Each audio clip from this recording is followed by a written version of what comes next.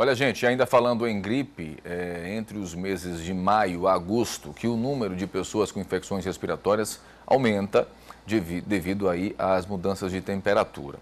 Este ano há um alerta, inclusive com a disseminação de uma informação aí que está circulando nas redes sociais, que não condiz muito com a verdade, mas existe de fato um alerta para um tal vírus H3N2. Para falar um pouco mais sobre esse assunto, aqui comigo está o infectologista Matheus Todi. Satisfação conhecer, bem-vindo ao Balanço Geral, Matheus. Afinal de contas, olha, inclusive, eu acho engraçado essas informações que disseminam de uma forma assim absurda nas redes sociais. Isso foi tema, inclusive, de uma discussão interna familiar, né? Com as mães da família, tudo preocupada com as crianças, tal, não sei o quê, porque existem relatos de que esse vírus sofreu uma grande mutação, está causando, inclusive, uma infecção muito severa, com a morte de crianças. Até que ponto isso é verdade e se isso pode chegar, de fato, aqui a Sergipe?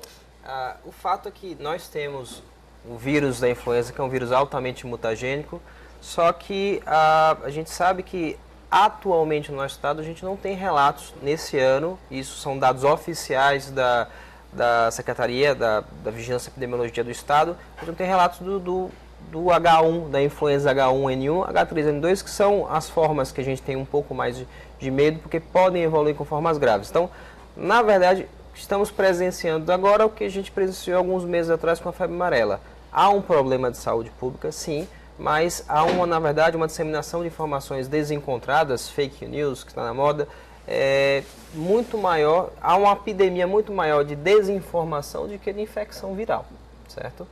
Agora, o que é que... Mas é para a gente ficar preocupado, porque muita gente está nos assistindo agora.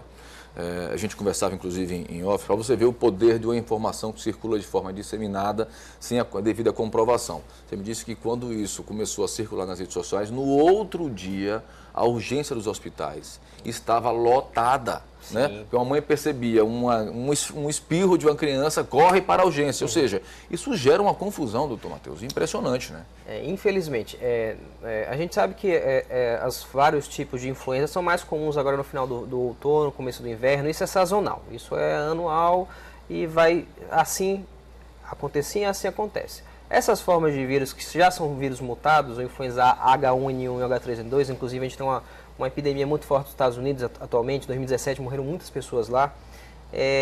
Nós temos um pouco mais de receio desses vírus, porque não que todas as pessoas que peguem esses vírus vão morrer. Eu peguei em 2010 em São Paulo, peguei H1N1, estou aqui falando com vocês. Mas esses vírus, o influenza H1N1 e o H3N2, eles são potencialmente mais graves, eles podem evoluir com forma mais graves. Matheus, tem que ter um cuidado a mais. Não, temos que ter o cuidado que devemos ter todos os anos. Ter cuidado nessas épocas do ano, final do outono, começo do inverno, evitar aglomerações, ter cuidado com o repouso e, agora começando no final do mês de abril, a vacinação para os grupos de riscos. Então, não há nada fora do habitual. Então, a gente tem que ter cuidado para uma informação equivocada ser passada de forma equivocada e isso criar, na verdade, uma epidemia de desinformação, que isso não tem nada de benéfico e sim de deletério. Agora, então, esse momento então é um momento de tranquilidade, mas vocês estão em alerta, sim, não é? Porque a gente tem casos muito próximos aqui, inclusive na Bahia, perfeitamente. Rio de Janeiro também tem alguns casos, isso significa dizer que a gente vai baixar a guarda. Com certeza, não. E a minha preocupação agora é com os sintomas, porque sintomas de gripe muito genérico, né? Como é que você vai perceber que é algo mais grave ou não? Na verdade, a gente orienta o quê?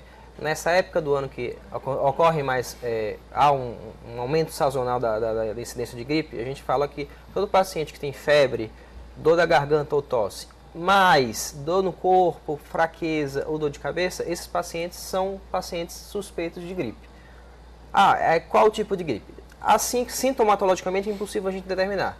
Todo paciente com gripe que começa a evoluir pior, falta de ar, precisa de oxigênio ou começa a baixar a pressão do nada, esses pacientes são pacientes que a gente tem que pensar nas formas mais graves do vírus, inclusive das complicações do H1N1 e do H3N2. Então, na verdade, a gente tem alerta quanto? Olha, eu tenho um quadro de gripe, ótimo. Esse quadro de gripe está evoluindo de forma habitual? Esse quadro de gripe está evoluindo com 5 a 10 dias melhorando, o paciente está aos poucos melhorando, está. Não há alerta nenhum. Agora, ficar alerta quanto a piora desse quadro que não deveria ter, essa falta de ar, e também nos grupos que a gente chama de grupos de risco, os extremos etários, pacientes que já tinham doenças pulmonares, cardíacas, pacientes com imunidade baixa. Então, na verdade, é muito, como você falou, um estado mais de observação e não baixar a guarda. Está evoluindo de forma inadequada, sim procurar o pronto-socorro. Mas de forma alguma, sair se medicando empiricamente